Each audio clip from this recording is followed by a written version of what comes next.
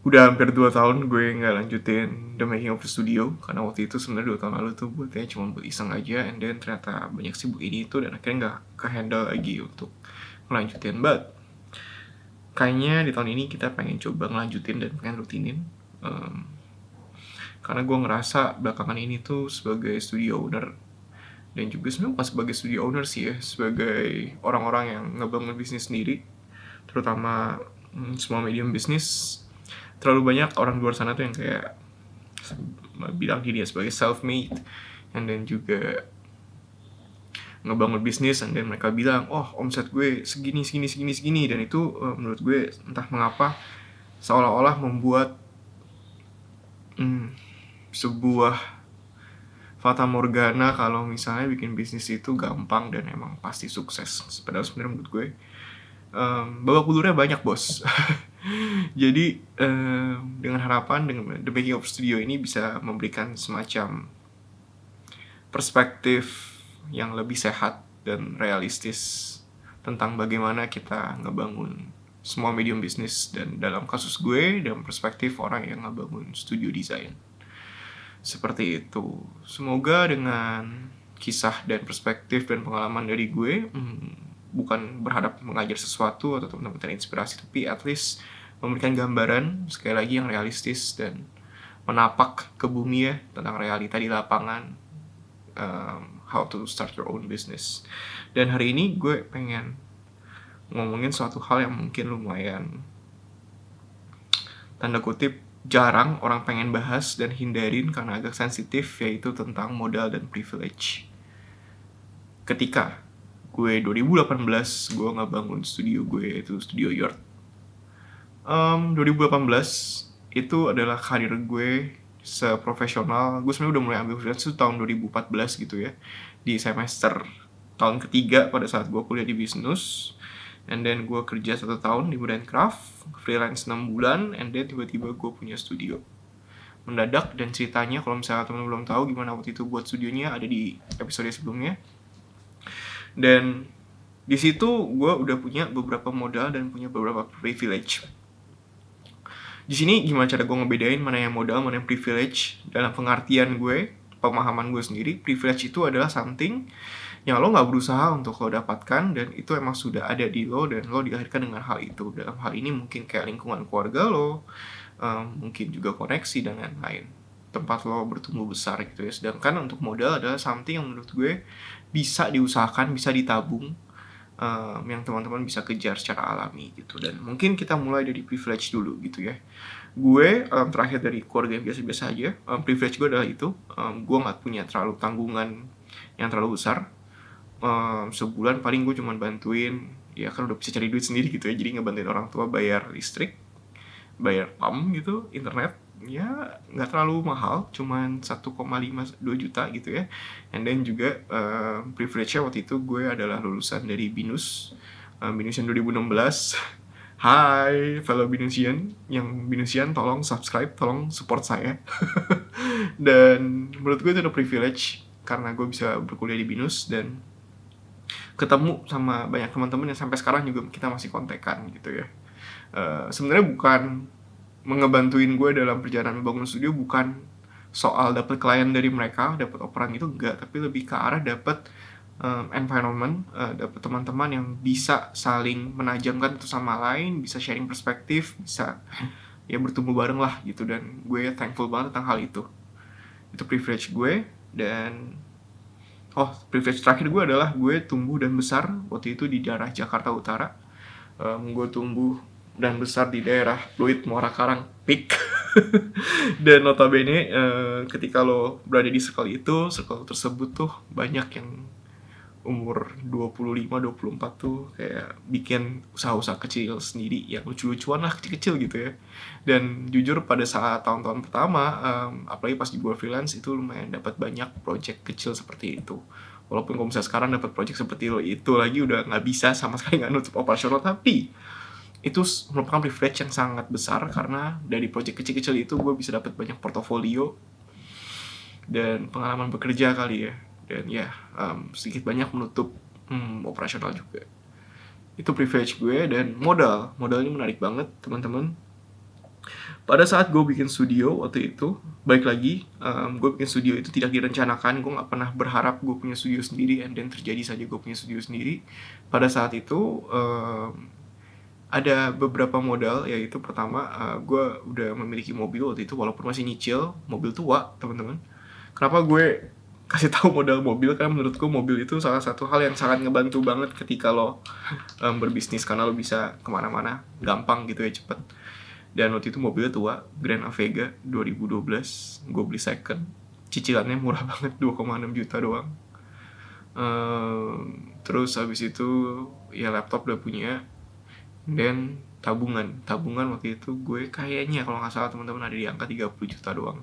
Nah, that's the beauty of starting design bisnis kali ya, karena waktu itu desain bisnis itu sama sekali nggak butuh modal yang gede, teman-teman. Kayak bahkan bisa dibilang lo mulai dari kamar lo sendiri juga bisa lo bikin studio sendiri gitu kan, nggak butuh modal besar.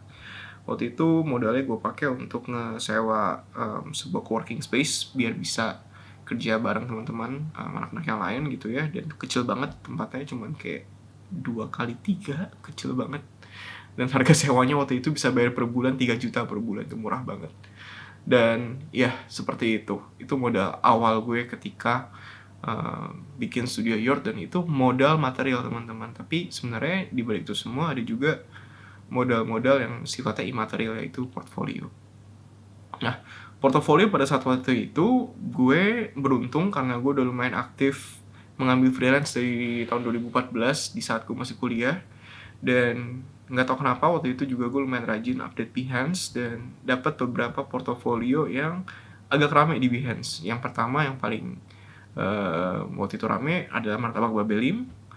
Habis itu juga ada 7 itu sebenarnya brand gue pribadi. Waktu itu kita bikin iseng-iseng bikin baju lah ya, pasti tahu tahun 2016 gitu, kayak zaman bikin kaos-kaos custom, kaos DTF gitu ya. Dan ya 7 itu juga mendapatkan traction yang lumayan bagus di Behance. Dan tahun 2018 gue dapet klien yang lumayan signifikan mengangkat portofolio kita, yaitu 8 gram.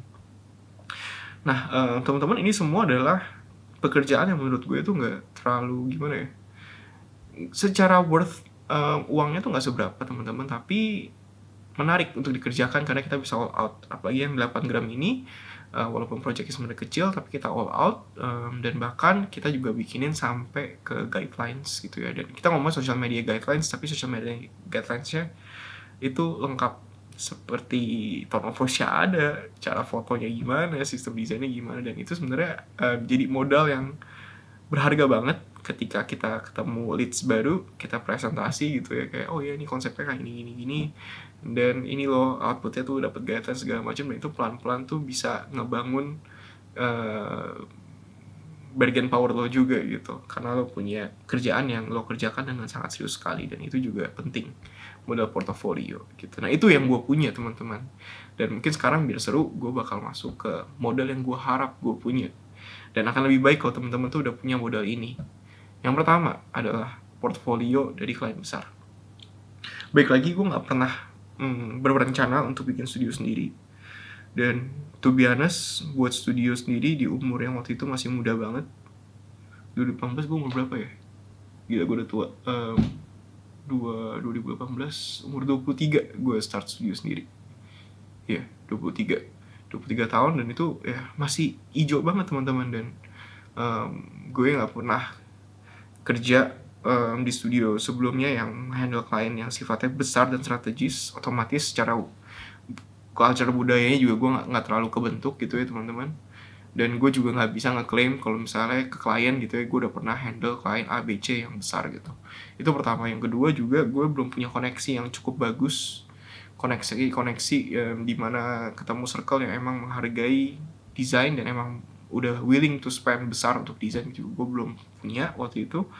Dan sebenarnya modal yang paling penting yang gue rasa harusnya gue punya baru gue bikin studio sendiri, tapi waktu itu gue nggak punya, adalah culture studio yang sehat sih gitu. Jadi bukan berarti Brandcraft nggak sehat, Brandcraft sehat sekali, teman-teman. Pekerjaan pertama gue tuh di Brandcraft, sangat-sangat happy sekali karena itu satu-satunya studio jam 6 pulang gitu ya, gue nggak pernah lembur. Teman-teman juga mantap banget, luar biasa. Shout out buat Bapak Wilgan Brandcraft, keren gitu ya. Kerja di Brandcraft tuh salah satu momen terbahagia di hidup gue karena life very easy.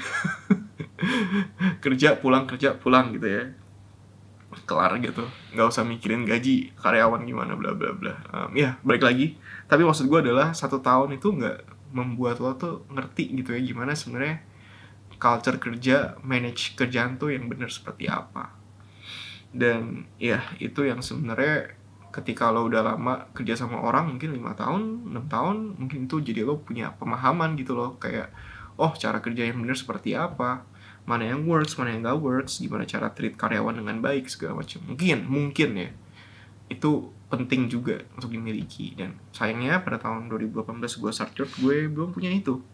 Tapi waktu itu gimana cara gue ngakalinnya, gue banyak baca, gue banyak cari source gitu ya, tentang culture studio di luar gitu. Mereka ngapain aja sih, gimana mereka cari portofolio. Zaman itu sebenarnya gue bersyukur banget ada Chris Do dari The Future gitu. Terus juga banyak, aduh gue lupa ya, zaman dulu tuh ada blog-blog yang menurut gue isinya tuh wawancara desainer yang keren banget gitu. Nanti kalau misalnya gue inget, gue taruh linknya di sini gitu ya.